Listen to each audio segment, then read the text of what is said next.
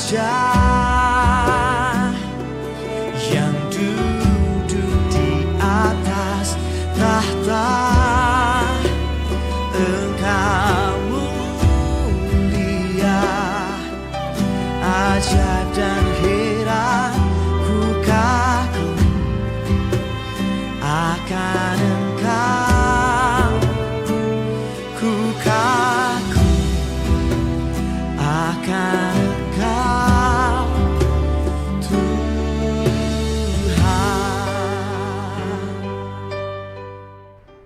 Hai, Shalom dan selamat pagi kepada semua yang hadir pada hari ini.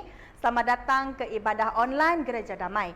Dan untuk makluman semua, pada hari ini kita akan menjalankan perjamuan kudus. Dan bagi jemaat yang ingin turut serta, anda diminta untuk menyediakan air dan roti masing-masing. Dan sebelum kita ke sesi pujian dan penyembahan pada hari ini, mari kita siapkan hati kita dan bersama-sama dengan saya membacakan iman rasuli dalam kiraan 1, 2, 3. Aku percaya kepada Allah Bapa yang Maha Kuasa, Khalik langit dan bumi, dan kepada Yesus Kristus anaknya yang tunggal, Tuhan kita, yang dikandung daripada Roh Kudus, lahir dari anak darah Maria, yang menderita sengsara di bawah pemerintahan Pontius Pilatus, disalibkan mati dan dikuburkan turun ke dalam kerajaan maut. Pada hari yang ketiga, bangkit pula dari antara orang mati, naik ke syurga, duduk di sebelah kanan Allah, Bapa yang Maha Kuasa. Dan dari sana ia akan datang untuk menghakimi orang yang hidup dan yang mati.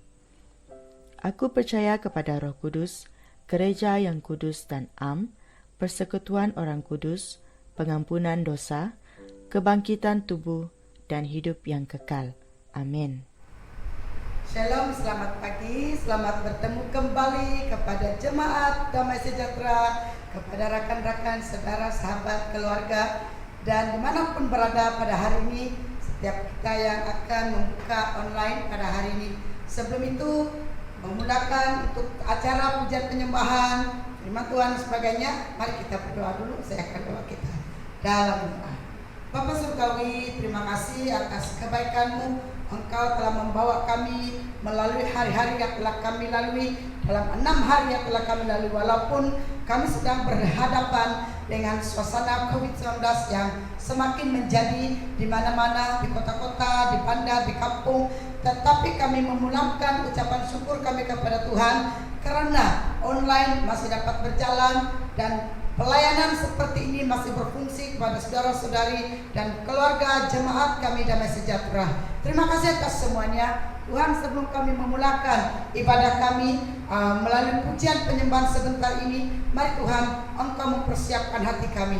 Jadikanlah kami mempunyai hati yang menjadi penyembah di dalam roh dan kebenaran. Dan Kau mengurapi khususnya bagi pemimpin pujian penyembahan yang mengiringi musik yang ada, dan terus lanjut kepada firman Tuhan yang akan disampaikan. Hari ini juga merupakan hari perjamuan suci kami untuk mengingatkan semula kematian dan Yesus Kristus dan kebangkitannya bagi kami.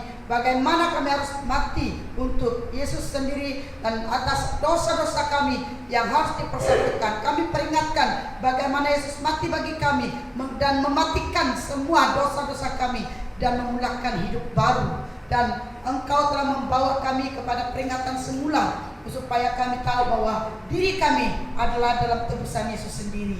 Tuhan, mari berkati acara yang kami jalankan pada hari ini. Dan juga kami percaya dan apapun yang kami persembahkan pada hari ini, baik melalui keuangan kami untuk memberi kepada Tuhan dimanapun kami berada, kami bersyukur kepadamu karena Tuhan sentiasa memberkati gereja kami Damai Sejahtera. Kami memberkati setiap keterlibatan Bapak Ibu Saudara kami yang telah memberi, baik yang ada di gereja Damai Sejahtera, yang baik yang gereja tetap, baik yang bersekutu, demikian juga saudara-saudara seiman dimanapun tempat tinggal mereka. Mari Tuhan akan berkati. Tidak kira dia ada di Kucing, selain di Kucing, di Miri, bahkan juga Lawas, Limbang, Seratok, bahkan juga baik yang ada di Semenanjung, dan siapapun saudara-saudara, sahabat-sahabat kami di dalam Yesus yang berfungsi, yang telah terlibat untuk menyumbang, Tuhan akan memberkati, baik melalui pemberian kasih dan tangguh, baik melalui pemberian persepuluhan, nazar. Saya percaya Tuhan tahu semuanya. Tuhan akan memberkati mereka lebih dari segalanya. Oleh itu Tuhan berkati suasana ibadah kami dari permulaan ke akhir, agar nama Tuhan dapat dipermuliakan. Kami semakin dikecilkan, Tuhan semakin dibesarkan, dan karena nama Tuhan yang tertinggi di dalam segala sesuatu. Terpuji nama Yesus. Di dalam nama Tuhan Yesus Kristus kami berdoa serta bersyukur dan percaya. Kita katakan amin, amin, amin. Shalom, bertemu lagi kita di dalam ibadah online kita pada minggu ini. Dan mari saya ajak kita semua, kita memuji Tuhan pada hari ini. Kita menaikkan pujian dan penyembahan, kita tinggikan nama-Nya.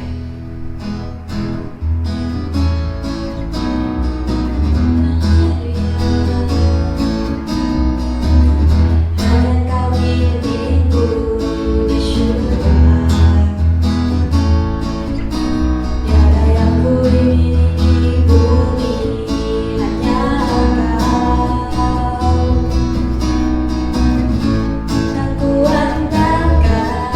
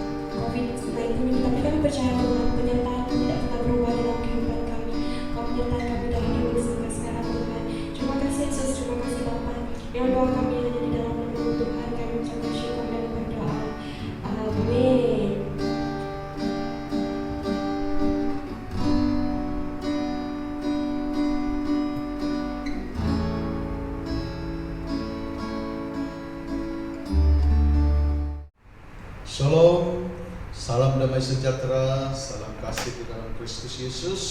Pada minggu ini kita bersyukur karena sekali lagi kita dapat bersama-sama untuk memuji dan menyembah Tuhan, bahkan mendengar firman Tuhan. Dan pada minggu ini juga kita mengadakan perjamuan kudus. Dan jadi saya percaya dan saya harap supaya setiap pribadi kita akan bersiap sedia untuk perjamuan kudus ini dimanapun kita berada. Dan biarlah perjamuan kudus yang kita akan buat bersama melalui online ini akan membawa makna dan arti yang besar buat kita semua sebagai orang yang percaya kepada Tuhan. Dan sebelum itu mari kita berdoa. Saya pimpin kita di dalam doa. Bapa Surgawi, pada pagi hari ini kami datang kepadamu dengan bersyukur atas kebaikan-Mu Tuhan telah menyertai dan telah memimpin kami sepanjang minggu ini, dari awal minggu sehingga pada hari ini. Kami ada sebagaimana adanya adalah oleh karena kasih karunia dan anugerah-Mu Tuhan. Dan kami bersyukur karena pada hari ini kami dapat memuji dan menyembah Tuhan, mendengar Engkau berbicara kepada kami melalui firman-Mu. Bahkan juga di dalam perjamuan kudus ini ya Tuhan, kami berdoa biarlah Roh Kudus Tuhan hadir, dan biarlah Roh Kudus Tuhan menjamah setiap pribadi kami melalui acara ibadah kami pada pagi ini, pada minggu ini. Kami diberkati bersama-sama. Baik, kami berdoa bagi mereka yang telah memimpin kami di dalam puji-pujian, bahkan hamba-Mu yang membawa kami dengan firman-Mu, dan setiap pribadi yang terlibat di dalam pelayanan Tuhan. Pada hari ini Tuhan, Engkau jamah dengan kuasa Roh-Mu. Tuhan, Engkau urapi setiap pribadi kami, agar kami dapat melayani Tuhan, bukan dengan kekuatan kami, dengan kuasa kami, tetapi dengan kekuatan dan kuasa yang daripada Allah sendiri. Tuhan, kami berdoa, biarlah Tuhan menyertai kami di dalam acara ibadah kami pada pagi hari ini. Biarlah nama Allah dimuliakan, nama Allah diagungkan. Terima kasih Roh Kudus, hadirlah, berbicaralah kepada kami, pimpinlah, tuntunlah kami ya Tuhan. Biarlah pada hari ini kami diberkati bersama-sama. Terima kasih Bapa, sebentar kami akan melangsungkan perjamuan kudus. Tuhan, Engkau menyertai kami, Roh Kudus Tuhan akan berbicara di dalam hati kami. Biar melalui perjamuan kudus ini kami ya Tuhan diberkati Tuhan. Kami dikuat, diteguhkan di dalam iman percaya kami, karena Engkau telah mati dan telah bangkit bagi kami ya Tuhan. Terima kasih Bapa, terpujilah nama-Mu Tuhan. Dalam nama Yesus kami telah berdoa. Amin. Oke, pertama kita melangsungkan perjamuan kudus. Dan jadi saya harap supaya semua jemaat Tuhan dimanapun kita berada, kita akan mempersiapkan air anggur ataupun air orange seperti biasa lazim yang kita lakukan, dan juga roti daripada roti apa saja yang telah kita sediakan untuk perjamuan kudus pada hari ini. Dan sebelum itu saya akan membaca beberapa ayat firman Tuhan. Lukas pasal yang ke-22 ayat yang ke-19 hingga yang ke-20. Ayat yang ke-19 hingga yang ke-20. Lalu ia mengambil roti, mengucap syukur, memecah-mecahkannya dan memberikannya kepada mereka. Katanya, inilah tubuhku yang diserahkan bagi kamu. Perbuatlah ini menjadi peringatan akan aku. Demikian juga dibuatnya dengan cawan. Sesudah makan ia berkata, cawan ini adalah perjanjian baru oleh darahku yang ditumpahkan bagi kamu.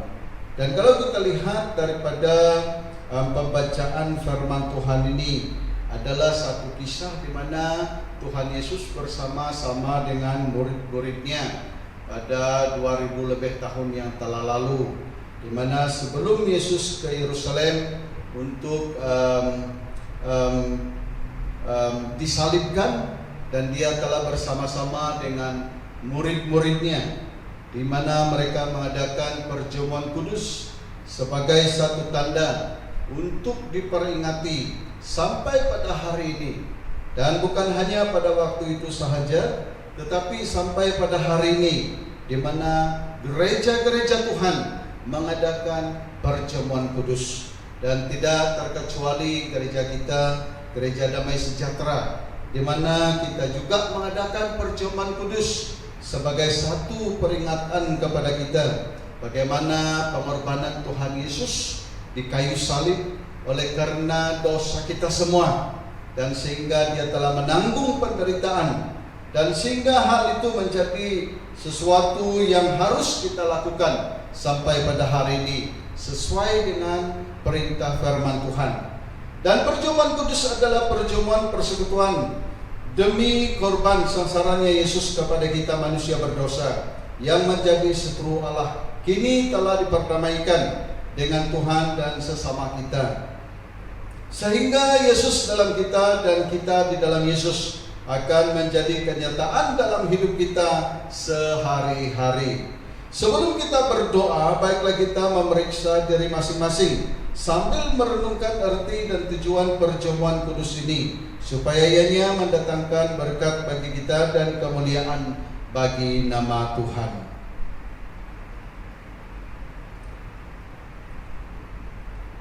1 Korintus pasal yang ke-11 ayat yang ke-27 sampai kepada 31. Jadi barang siapa dengan cara yang tidak layak makan roti atau minum cawan Tuhan, ia berbuat dosa terhadap tubuh dan darah Tuhan. Karena itu hendaklah tiap-tiap orang menguji dirinya sendiri, dan baru sesudah itu makan roti dan minum dari cawan itu. Karena barang siapa makan dan minum tanpa mengakui tubuh Tuhan, ia mendatangkan hukum atas dirinya. Sebab itu banyak di antara kamu yang lemah dan sakit, dan tidak sedikit yang meninggal. Kalau kita menguji diri kita sendiri, hukum tidak akan menimpa kita. Dan itulah makanya kita perlu mengoreksi diri kita sendiri. Ya, bukan dari orang lain, tetapi kita kembali kepada diri kita sendiri, melihat kepada diri kita sendiri, supaya kita tidak dihukum sesuai dengan apa yang dikatakan oleh firman Tuhan.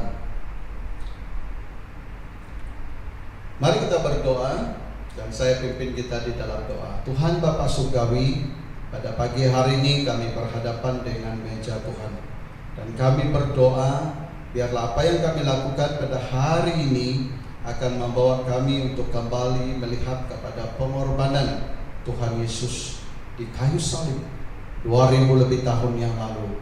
Engkau telah mengorbankan diri demi kami manusia yang berdosa, yang selayaknya kami dihukum, tetapi Tuhan telah memerdekakan kami. Terima kasih Bapa, biarlah acara kami pada hari ini membawa kami kembali untuk melihat pengorbanan Tuhan demi kami. Terima kasih Bapa, terpujilah nama-Mu Tuhan. Dalam nama Yesus kami berdoa. Amin. Amin. Dan kita akan persiapkan roti, juga air sebagai perjamuan kita bersama-sama pada hari ini. Terimalah, inilah tubuh Tuhan, roti, dan terimalah ini darah Tuhan, air anggur yang telah kita sediakan.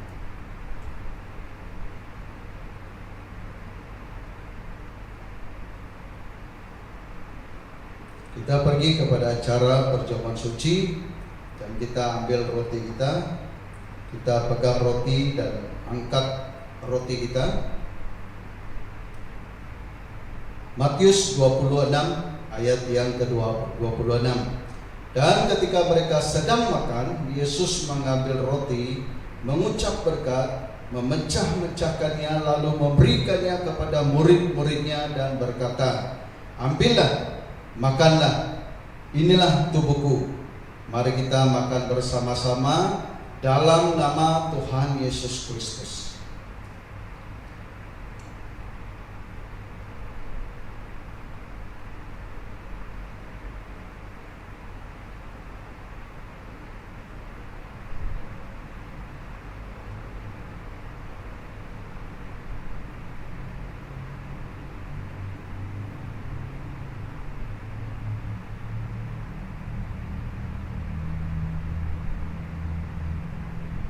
Kita pegang air dan kita angkat bersama.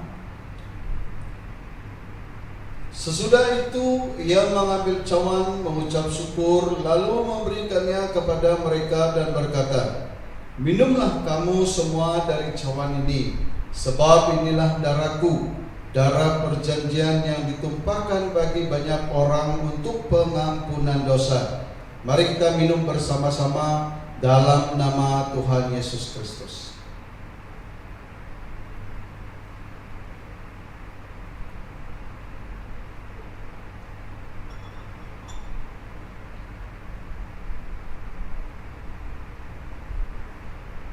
Tuhan Bapa Surgawi, kami telah menyelesaikan acara perjamuan kudus. Apa yang telah kami lakukan sesuai dengan perintah-Mu untuk memperingati penderitaan pengorbanan Tuhan Yesus pada 2000 lebih tahun yang telah lalu. Dan kami berdoa, biarlah melalui perjamuan kudus ini untuk membawa kami kembali melihat kepada pengorbanan Tuhan, kepada apa yang telah Tuhan lakukan demi kami manusia yang berdosa. Terima kasih Bapa, terpujilah nama-Mu Tuhan. Kami mulia nama-Mu. Dalam nama Yesus kami telah berdoa. Amin. Amin. Perjamuan kudus kita telah pun selesai, dan kita terus kepada firman Tuhan yang akan saya bawa untuk kita pada hari ini. Dan saya masih membawa kita dengan firman Tuhan tentang mukjizat, ya, tentang mukjizat. Dan saya telah membawa kita di dalam beberapa sisi sebelum ini, kalau tidak salah saya 3 ataupun 4 sesi yang telah sudah di dalam mukjizat. Dan mengapa kita perlu melihat mukjizat? Karena banyak peristiwa, banyak perkara yang terjadi di dalam kehidupan kita yang adalah mukjizat Tuhan, yang kadangkala kita tidak sadari, yang kadangkala kita tidak pahami, yang kadangkala kita lost daripada untuk melihat bahwa itu adalah mukjizat Tuhan. Dan sehingga kita kadangkala mengatakan bahwa itu adalah oleh karena kita, dan bukan oleh karena mukjizat Tuhan, tetapi kadangkala kita katakan oleh karena saya pandai, bijak dan kuat, dan maka hal itu terjadi. Dan jadi itulah makanya saya membawa kita untuk melihat tentang mukjizat-mukjizat, karena banyak hal yang Tuhan telah lakukan di dalam kehidupan kita sebagai manusia. Ya, banyak hal yang Tuhan telah kerjakan di dalam kehidupan kita sebagai orang yang percaya kepada Tuhan. Tetapi kadangkala kita tidak memahami rencana Tuhan dalam hidup kita, sehingga mukjizat itu kita anggap adalah oleh karena kita. Dan sehingga apa yang Tuhan telah lakukan di dalam kehidupan kita sebagai orang Kristen itu tidak terlihat oleh diri kita sendiri. Dan banyak perkara-perkara yang terjadi yang Tuhan telah lakukan di dalam kehidupan kita. Dan termasuk saya sendiri, banyak perkara yang saya sadar secara pribadi bahwa itu adalah mukjizat Tuhan. Ya, tanpa Tuhan maka saya tidak ada pada hari ini. Tanpa Tuhan saya tidak berdiri di hadapan kita pada hari ini. Tanpa mukjizat Tuhan terjadi di dalam kehidupan saya, maka saya tidak berkhotbah pada hari ini. Oleh karena mukjizat Tuhanlah maka saya ada sebagaimana adanya. Oleh karena mukjizat Tuhanlah saya berbicara, saya berkhotbah pada hari ini. Bukan oleh karena saya baik, bukan oleh karena saya pandai, saudara. Saya lebih tidak pandai daripada kita yang mendengar, melihat saya pada hari ini. Tetapi semua oleh karena mukjizat Tuhan. Ya, semua oleh karena mukjizat Tuhan. Kata orang, semua adalah oleh karena anugerah Tuhan. Dan saya ada sebagaimana adanya. Saya senang dengan perkataan Paulus. Ya, saya selalu pinjam kata Paulus. Saya ada sebagaimana adanya. Bukan oleh karena saya, bukan oleh karena Antoni Padan. Ya, tidak ada. Semuanya adalah oleh karena kasih karunia dan anugerah Tuhan. Nah, jadi pada minggu ini saya masih membawa kita tentang mukjizat dan mukjizat Tuhan Yesus dalam hidup manusia. Ya, tema kita pada minggu ini yaitu mukjizat Tuhan Yesus dalam hidup manusia. Banyak mukjizat yang terjadi dalam hidup kita, kan? Tapi kadang-kala kita tidak sadar bahwa itu adalah mukjizat. Dan kita katakan, oh nasib saya kuat, nasib saya pandai. Padahal itu adalah mukjizat Tuhan. Ya, nasib saya punya kuasa. Ada kuasa kan? Ya. Jika Tuhan tidak memberi kuasa, saudara, siapa-siapa tidak punya kuasa. Kuasa itu adalah dalam tangan Tuhan. Jika Tuhan memberi kuasa kepada kita, siapapun kita, baik kita orang yang tidak terpandang, baik kita orang yang tidak terpelajar, baik kita orang yang dianggap bodoh oleh manusia, akan diangkat oleh Tuhan. Itu adalah mukjizat. Ya, itu adalah mukjizat. Bagi saya itu adalah mukjizat. Karena saya sendiri secara pribadi, waktu saya dipanggil oleh Tuhan, banyak mukjizat yang saya alami dalam hidup saya secara pribadi. Saya tidak pasti bahwa apakah saya dipanggil oleh Tuhan. Saya bersoal jawab dengan Tuhan. Saya mau supaya panggilan Tuhan itu nyata. Ya, apabila saya menghadapi sesuatu, saya berdoa kepada Tuhan. Tuhan, jika Engkau telah memanggil saya menjadi hamba Tuhan, nyatakan. Dan saya telah melalui beberapa perkara yang sangat nyata bagi saya. Itu adalah mukjizat Tuhan. Yaitu adalah mukjizat Tuhan yang tidak manusia dapat kerjakan, dan Tuhan telah lakukan. Dan membuka hati saya dan membuka mata saya untuk melihat panggilan Tuhan itu nyata. Dan pada saat itu baru saya berani untuk melangkah masuk ke sekolah Injil. Di dalam sekolah Injil saya juga bersoal jawab dengan Tuhan. Karena orang yang bersama-sama saya itu adalah orang yang bijak pandai, orang yang tingginya sekolah mereka itu tinggi, pendidikan mereka itu tinggi daripada saya. Dan itu menjadi persoalan bagi saya. Dan saya berdoa kepada Tuhan. Apabila kami menghadapi exam di dalam sekolah, Tuhan memberi hikmat bijaksana. Ya, kadang-kadang mereka yang di dalam tingkatan 5 yang bersama dengan kami itu, dan kita dapat atasi mereka. Dan ini adalah mukjizat, bukan oleh karena kita, tetapi itu adalah mukjizat Tuhan. Itu adalah mukjizat yang terjadi di dalam kehidupan saya. Nah, jadi pada minggu ini saya membawa kita dengan tema mukjizat Tuhan Yesus dalam hidup manusia. Dalam hidup manusia. Kita lihat definisi mukjizat. Ya, mukjizat berbicara tentang mukjizat. Pengertian yang paling umum tentang kata tersebut adalah suatu kejadian yang luar biasa atau yang secara normal tidak dapat dilakukan oleh manusia, sehingga secara meyakinkan hanya dapat dilakukan oleh kuasa Tuhan. Yang tidak dapat dilakukan oleh manusia, tetapi dapat dilakukan oleh karena kuasa Tuhan. Seperti mana yang saya katakan tadi, hal yang saya tidak dapat lakukan, hal yang mustahil bagi saya, Tuhan telah melakukannya. Dan itu yang dinamakan mukjizat. Di dalam kehidupan kita, mungkin ada hal yang tidak mampu kita lakukan, tetapi Tuhan melakukannya. Itulah yang dinamakan mukjizat. Ya? Itulah yang dinamakan mukjizat. Apabila kita berhadapan dengan situasi yang sukar, yang tidak mampu kita hadapi, maka Tuhan memberi kepada kita hikmat dan bijaksana. Itu adalah mukjizat. Bukan oleh karena kita pandai, bukan oleh karena kita ini adalah orang yang berhikmat, tetapi oleh karena hikmat daripada surga, yang turun daripada surga, yang menguasai hati pikiran kita dan melakukan pekerjaan yang luar biasa. Itulah yang dinamakan mukjizat. Maknanya setiap kali orang mengalami hal yang luar biasa di dalam hidup mereka, mereka menganggapnya mukjizat. Ya, seperti mana yang saya katakan tadi, apa yang luar biasa di dalam kehidupan saya, itu adalah mukjizat. Yang saya tidak mampu lakukan, itu adalah mukjizat. Ya, itu adalah mukjizat. Yang hal dan perkara yang tidak saya dapat lakukan, itu adalah mukjizat. Tetapi bagi orang Kristen, mukjizat bukan sekedar bagaimana kejadian luar biasa, tetapi merupakan bukti dari kuasa Allah serta hadiah bagi orang percaya. Ya, mukjizat itu bukan sekedar kita dapat mengatasi perkara yang tidak dapat kita hadapi, tetapi satu pemberian Allah kepada kita. Itu adalah mukjizat yang Tuhan berikan kepada kita.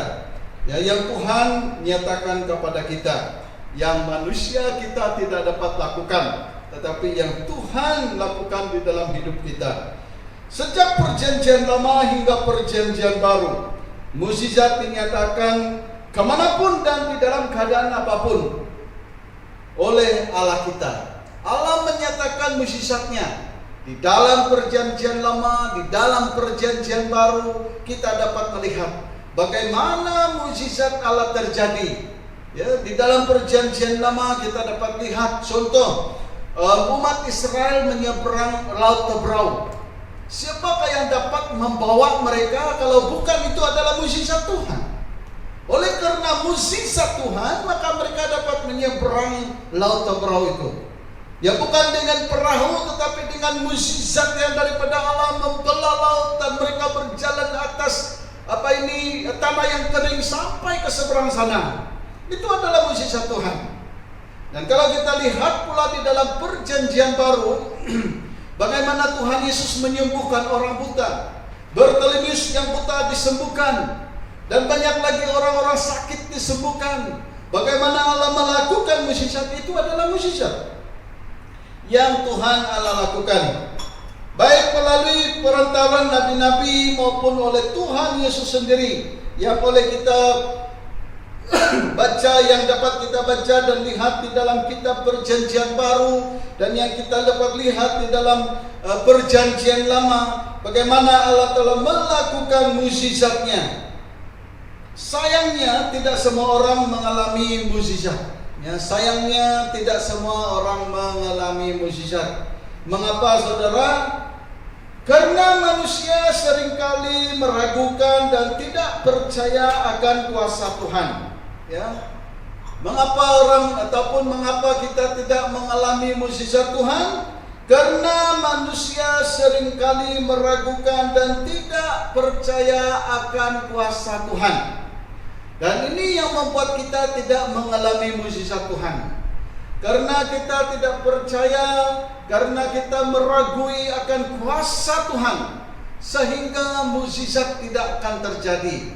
Kalau kita lihat di dalam pelayanan Yesus Kristus, banyak mukjizat terjadi oleh karena mereka percaya, oleh karena mereka yakin akan kuasa Tuhan Yesus.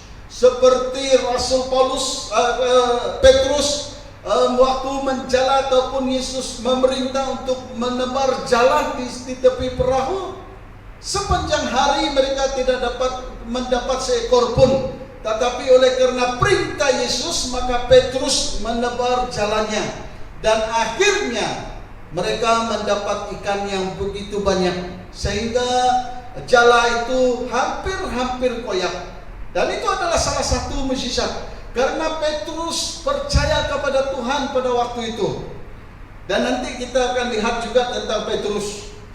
Dan kalau kita lihat bahwa inilah yang terjadi. Mengapa, saudara? Karena orang yang kurang percaya dan tidak yakin akan kuasa Tuhan. Mukjizat dan hati yang percaya memiliki hubungan yang sangat penting. Mukjizat dan hati kita sebagai manusia mempunyai hubungan yang sangat penting. Bagaimana mukjizat terjadi jika kita tidak beriman percaya kepada Tuhan? Tidak mungkin akan terjadi, saudara. Nah, itulah makanya mukjizat itu dan hati kita yang percaya itu sangat-sangat penting. Itu mempunyai komunikasi supaya terjadinya mukjizat Tuhan. Dan oleh itu, saudara, kita perlu melihat kepada keadaan pribadi kita jika kita tidak mengalami mukjizat Tuhan. Karena mukjizat Tuhan itu sangat-sangat berkaitan dengan hati kita yang percaya. Nah, oleh itu kita akan lihat beberapa kisah yang terjadi di dalam Alkitab. Kisah ini menunjukkan kepada kita kaitan antara kepercayaan manusia dengan mukjizat. Kisah ini kita lihat bagaimana mukjizat dan hati orang percaya, ataupun bagaimana mukjizat itu terjadi dalam kehidupan orang percaya. Yang pertama, kisah anak pegawai istana. Kisah anak pegawai istana disembuhkan. Ya, seorang anak pegawai istana yang jatuh sakit disembuhkan. Kita lihat di dalam Yohanes pasal yang ke-4 ayat yang ke-46 hingga yang ke-54. Kita lihat bahagian firman Tuhan itu, yaitu Yohanes pasal yang ke-4 ayat yang ke-46 sampai ke ayat yang ke-54.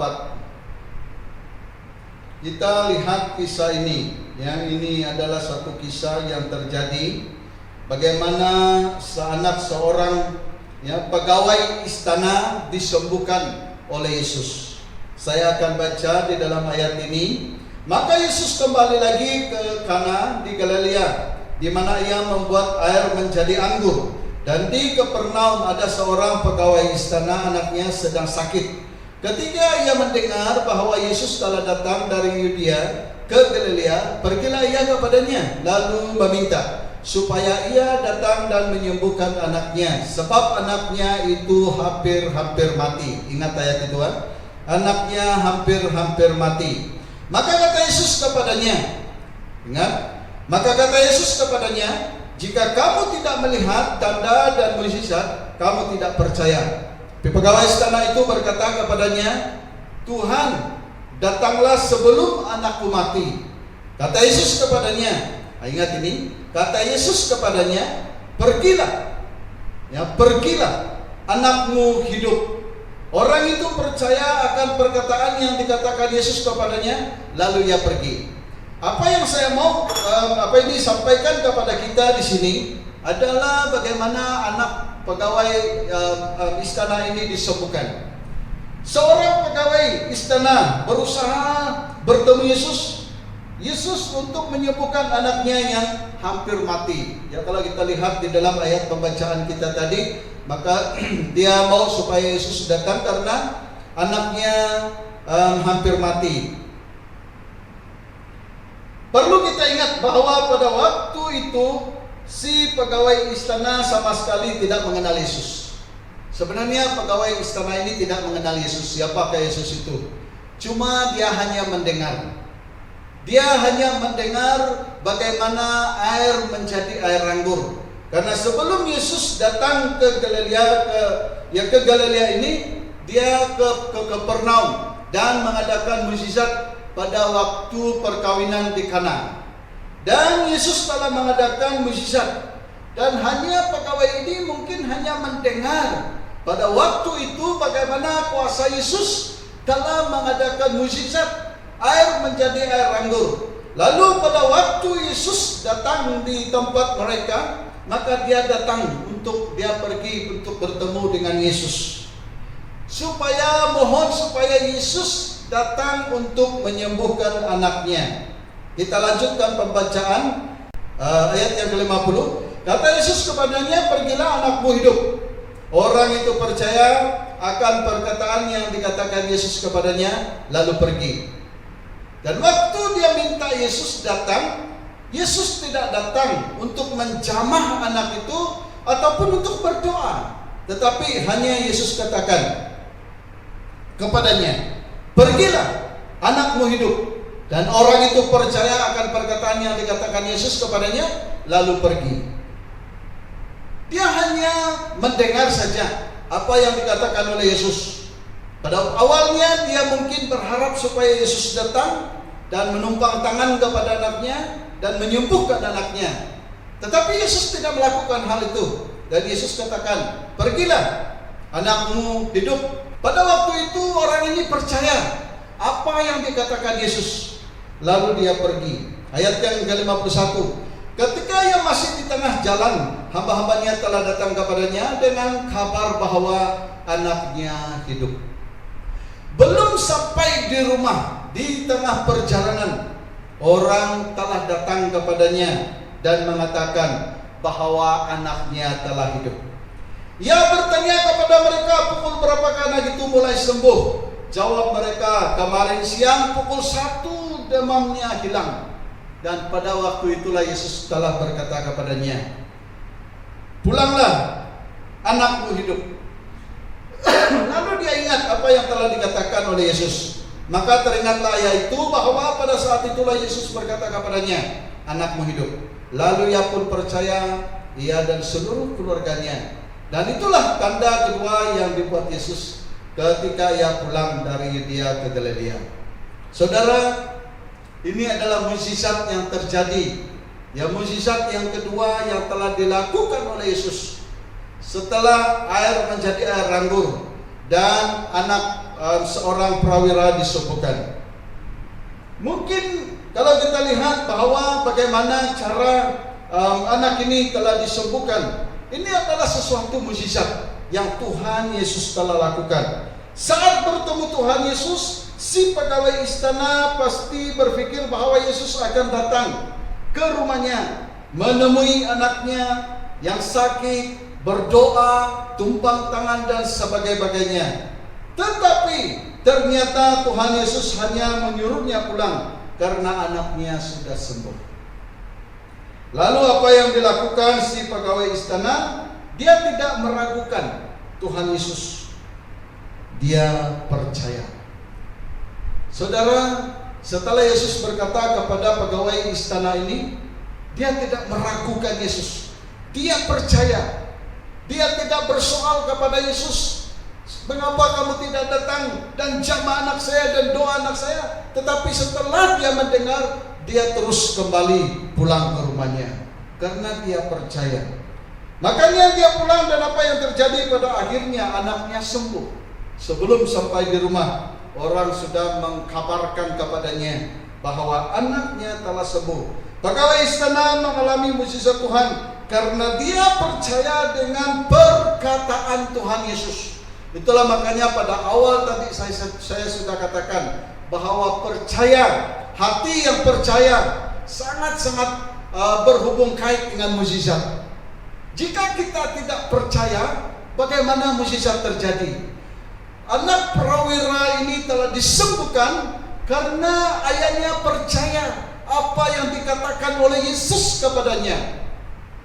Ya, Yesus tidak datang dan menjamah dan berdoa untuk anak itu. Hanya dia katakan kepada ayah anak itu, pulanglah, anakmu telah sembuh.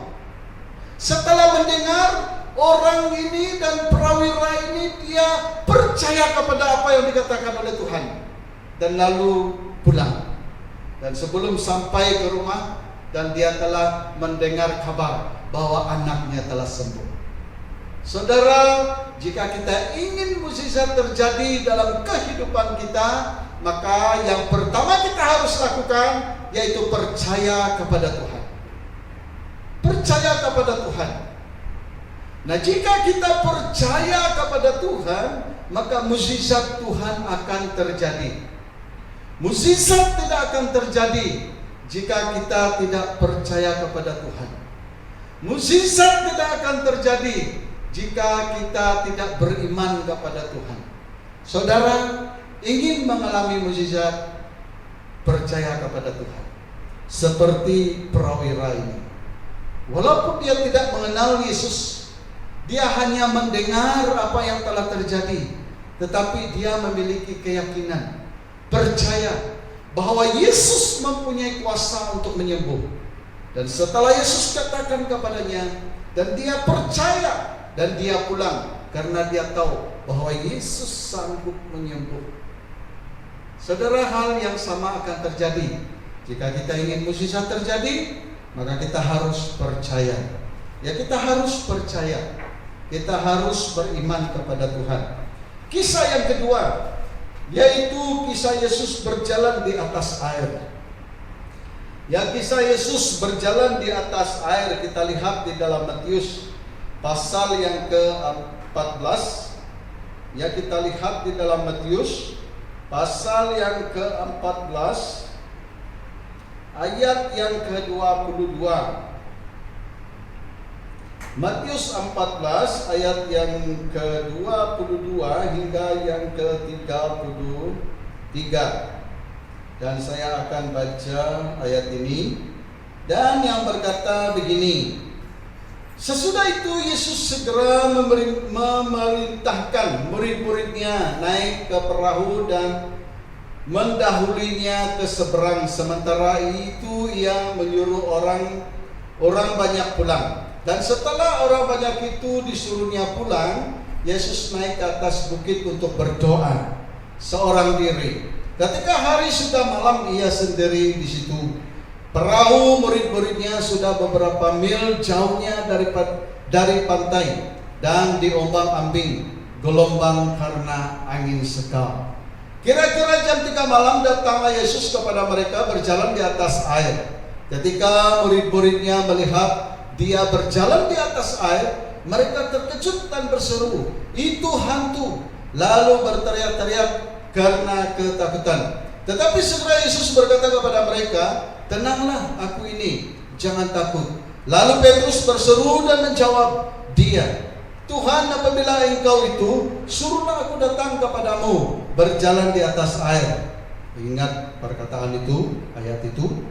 Dan kata Yesus, datanglah. Maka Petrus turun dari perahu dan berjalan di atas air mendapatkan Yesus.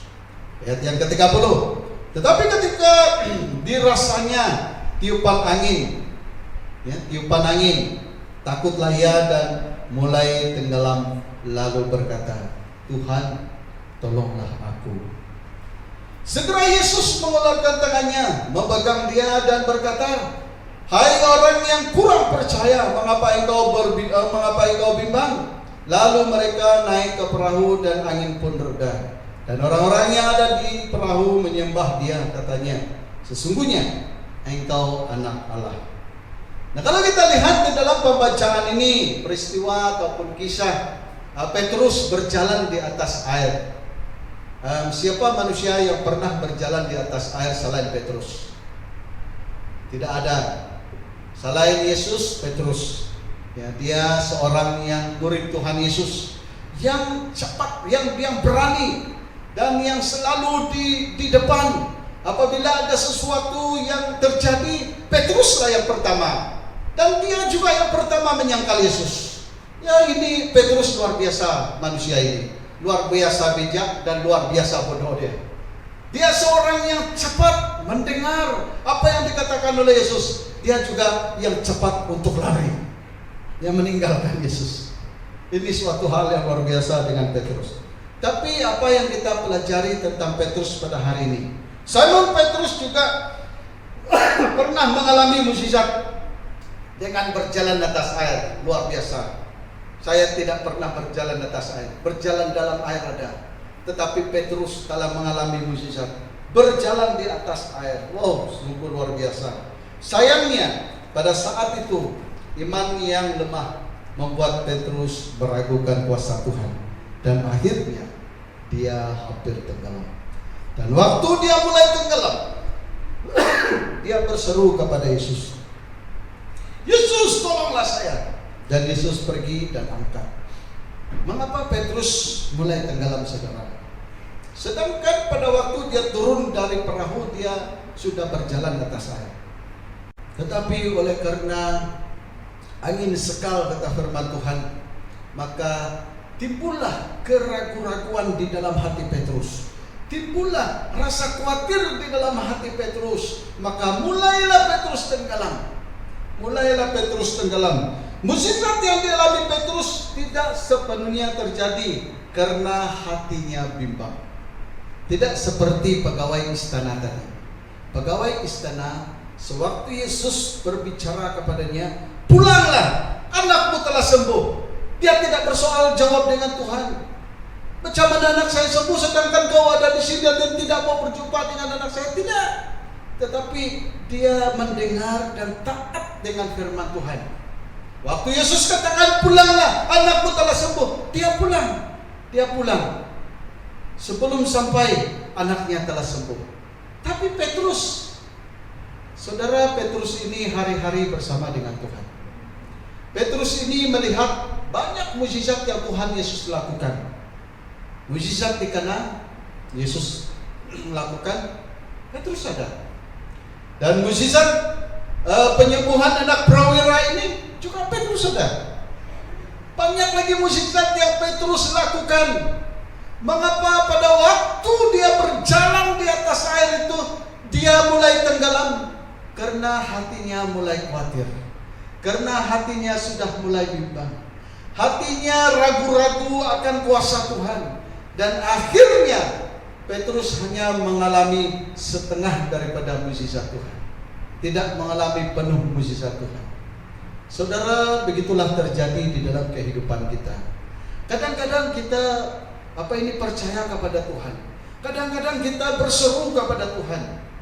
Tetapi di tengah-tengah peristiwa itu kita mulai khawatir. Apakah Tuhan betul punya kuasa? Apakah Tuhan betul punya kemampuan, kesanggupan untuk menyembuhkan? Apakah Tuhan betul dapat menolong saya? Dapat melakukan mukjizat? Dan mulai pada saat itulah mukjizat Tuhan mulai hilang. Karena hati kita, itulah sebabnya saya katakan tadi bahwa hubungan hati dengan mukjizat itu sangat penting. Jika kita tidak percaya kepada Tuhan, maka mukjizat itu tidak akan terjadi. Seperti Petrus, walaupun Petrus hari-hari bersama dengan Tuhan, tetapi setelah dia merasa angin sekal, maka di dalam hatinya punya keraguan, dan saat itu dia mulai tenggelam. Dan jika kita ingin melihat mukjizat Tuhan dalam hidup kita, ya, buangkan segala rasa khawatir, tidak percaya itu. Dan agar kita mengalami mukjizat sama seperti prawira ini. Prawira ini tidak seperti Petrus. Petrus adalah murid Tuhan Yesus. Hari-hari berjalan, hari-hari melihat mukjizat, tetapi juga mempunyai rasa khawatir. Ya, tidak seperti prawira yang anaknya sakit ini. Dia tidak mengenal Yesus sedalam Petrus, tetapi mempunyai hati yang percaya. Ya, hati yang percaya. Dan akhirnya mukjizat Tuhan terjadi. Bukan sama seperti Petrus. Pada waktu Petrus mulai merasa khawatir, maka Petrus mulai tenggelam. Lalu berseru kepada Tuhan, Tuhan, tolonglah saya. Dan Tuhan angkat Petrus, hai kamu orang yang kurang percaya, katanya. Yang dia katakan kepada Petrus, kurang percaya. Betul, karena Petrus kurang percaya. Dan akhirnya Petrus mulai tenggelam. Dan oleh itu saudara, ingin menikmati mukjizat Tuhan, percaya dengan sepenuh hati. Ya, bukan setengah-setengah seperti Petrus. Percaya dengan sepenuh hati. Jika kita percaya dengan sepenuh hati, saya percaya bahwa mukjizat Allah akan terjadi. Ya, banyak hal yang kita dapat lihat di sana sini, di sekitar kita.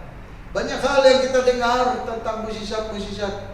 Mengapa mukjizat itu terjadi? Oleh karena kepercayaan kita yang teguh, iman kita yang kuat, maka hal itu terjadi. Dua kisah ini yang di atas cukup membuktikan bahwa untuk mengalami mukjizat Tuhan Yesus, hal yang harus kita miliki hanyalah hati yang percaya. Ya, hati yang percaya. Percaya bahwa Tuhan Yesus berkuasa. Percaya bahwa Tuhan Yesus sanggup melakukan hal-hal yang luar biasa. Percaya bahwa Tuhan Yesus sanggup melakukan mukjizat. Serta percaya bahwa Tuhan Yesus satu-satunya sumber mukjizat di dalam kehidupan kita. Tanpa Tuhan, saudara, siapalah kita? Banyak orang yang sedikit ego. Dia mengatakan, karena saya kuat, saya pandai. Saya rasa jika Tuhan bukan, saudara, menyertai kita, saya rasa kita tidak dapat ataupun sampai kepada apa yang kita alami pada hari ini. Kita ada oleh karena Kristus. Kita harus menjadi seperti prawira istana yang memberikan kepercayaan sepenuh 100% kepada Tuhan, bukan kepada dirinya sendiri, tetapi 100% dia percaya kepada perkataan Tuhan Yesus. Walaupun mungkin saat itu rasanya mustahil, jika Tuhan boleh menyembuh anak yang tanpa datang dan bertemu dengannya, itu sesuatu hal yang mustahil. Tetapi tidak ada yang mustahil bagi Tuhan. Tetapi karena prawira istana itu sepenuh hati percaya, maka dia mengalami mukjizat Tuhan. Demikian juga di dalam kehidupan kita. Jika kita percaya dengan sepenuhnya, bukan ragu-ragu seperti Petrus, maka kita akan mengalami mukjizat Tuhan. Bagi yang sakit selalu ada caranya Tuhan di dalam menyembuhkan. Karena kesembuhan itu sendiri telah dijanjikan oleh Tuhan. Ya, dia akan menyembuhkan kita jika kita percaya kepadanya. Jangan seperti sama Petrus yang setengah hati dan akhirnya bimbang. Padahal setiap hari dia mengikuti Yesus dan menyaksikan sendiri bagaimana Yesus melakukan mukjizat. Kita pun sebagai pengikut Tuhan pasti setiap minggu datang ke gereja dan mendengar tentang Tuhan Yesus, supaya kita mengalami mukjizat-mukjizat Tuhan, membaca firman Tuhan, rajin membaca firman Tuhan, agar kita memahami apa yang dikatakan oleh firman Tuhan. Ya, kita harus belajar, kita harus berusaha untuk memenuhi hati kita dengan firman Tuhan. Itulah makanya kita baca firman Tuhan. Itulah makanya kita sering dan selalu membaca firman Tuhan. Dan ibu saya tidak tahu dia berapa kali membaca dari Kejadian sampai Wahyu. Sekarang ibu saya ada di rumah saya sana. Dan dia juga hari-hari saya tengok dia baca firman Tuhan. Dia pergi ke belakang karena saya banyak mayau kucing. Dan dia pergi ke belakang bersama dengan kucing-kucing. Dia cakap-cakap dengan kucing, lepas itu dia baca firman Tuhan. Dia seorang yang rajin membaca firman Tuhan. Dan oleh itu kita harus sering membaca firman Tuhan. Karena firman Tuhan itu akan melatih diri kita. Firman Tuhan itu akan meyakinkan kita akan iman percaya kita akan Tuhan. Jika kita kurang di dalam membaca firman Tuhan, maka kita akan kurang melihat kuasanya Tuhan. Tuhan telah banyak berjanji kepada kita, dan Dia akan menyertai kita. Lalu apakah di saat badai kehidupan menerpa kita, apakah kita boleh percaya dan mengandalkan Tuhan? Jika tidak, maka kita sudah sama seperti Simon Petrus. Tetapi jika ya, maka kita sama seperti prawira istana dan tinggal menunggu bagaimana mukjizat Tuhan akan terjadi. Tetap pegang teguh kepercayaan bahwa Allah kita sangat berkuasa, dan perbanyakkanlah waktu kita untuk membaca ayat-ayat firman Tuhan. Ya, supaya ayat-ayat firman Tuhan itu akan menguatkan kita, akan meyakinkan kita akan kuasa dan janji Tuhan kepada kita. Dan oleh itu saudara, marilah kita sama-sama untuk belajar. Ya, bagaimana kita mendapat mukjizat Tuhan dalam hidup kita. Ya, tidak ada cara lain, hanya percaya sepenuhnya kepada Tuhan.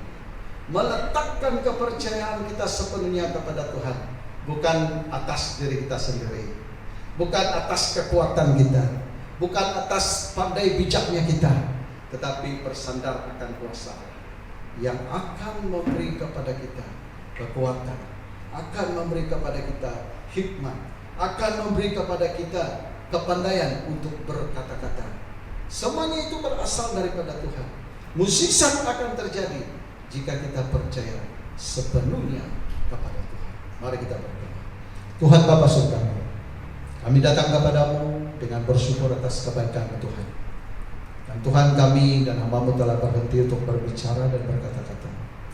Tapi kami percaya bahwa firman Tuhan adalah firman yang hidup. Firman Tuhan adalah firman yang tajam bagaikan pedang yang bermata dua, yang akan menusuk di dalam hati kami, akan memisahkan ya Tuhan segala perkara-perkara yang tidak baik yang ada di dalam hati kami. Dan kami percaya bahwa kuasa firman-Mu akan bekerja di dalam kehidupan kami. Jadikan kami seperti prawira yang sungguh-sungguh percaya kepada Tuhan, bukan seperti iman Petrus pada waktu Petrus berjalan di atas air.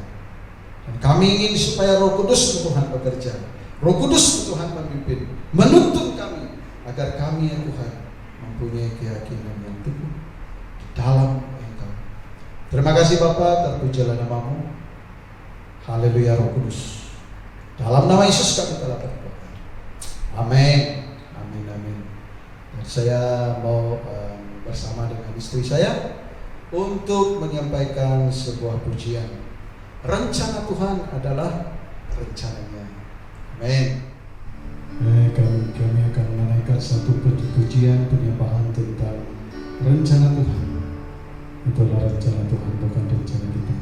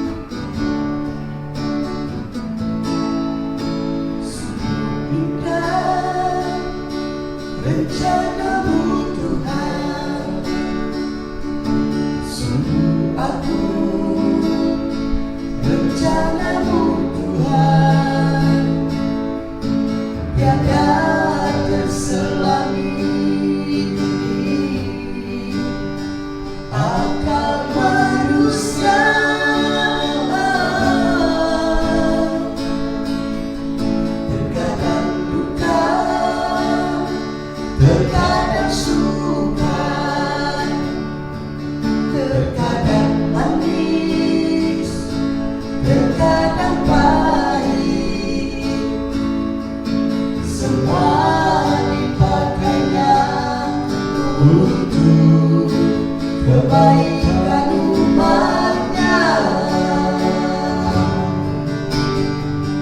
Rencana Tuhan adalah rencananya, bukan seperti rencana manusia. Rencana Tuhan adalah rencananya, bukan seperti rencana manusia.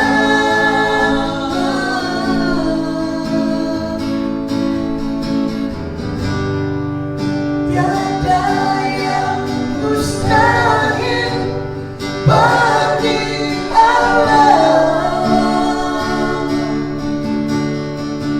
Semua yang tertulis pasti digenapi.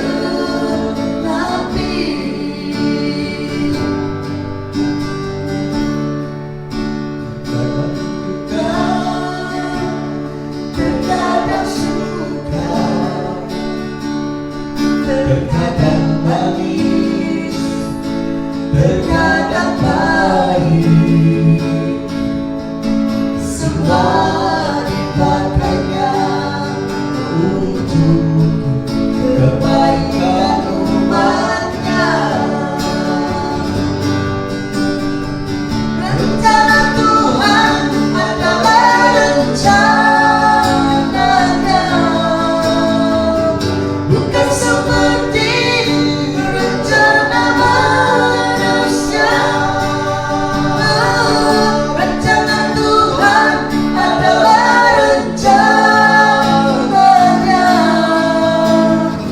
bukan seperti rencana manusia.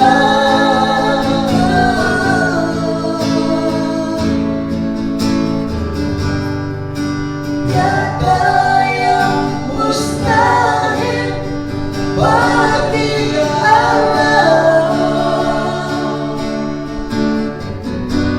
Semua yang tertulis pasti digenapi.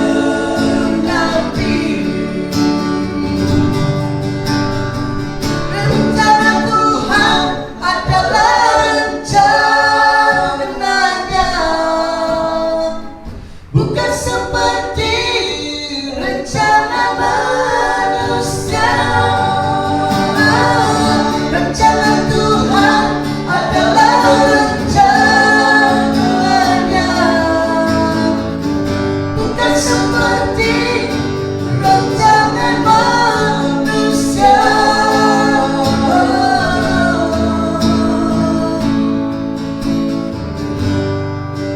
Tiada yang mustahil bagi Allah.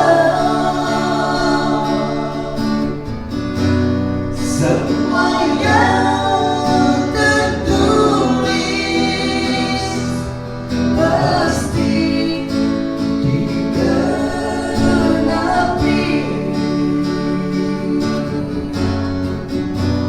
Semua yang tertulis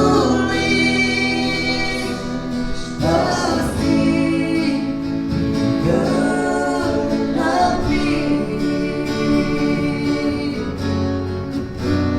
Semua yang tertulis pasti digenapi.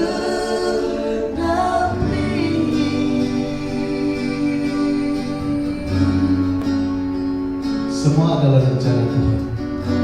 Tiada yang mustahil bagi Allah. Jika kita percaya dengan sungguh, maka mukjizat akan terjadi. Percayalah dengan sepenuh hati, jangan ragu-ragu seperti Petrus, tetapi percaya seperti pegawai prawira, agar kita menikmati mukjizat Tuhan. Mari kita berdoa. Tuhan Bapa Surgawi, pada saat ini kami datang kepadamu. Kami bersyukur karena Engkau Tuhan telah menyertai kami.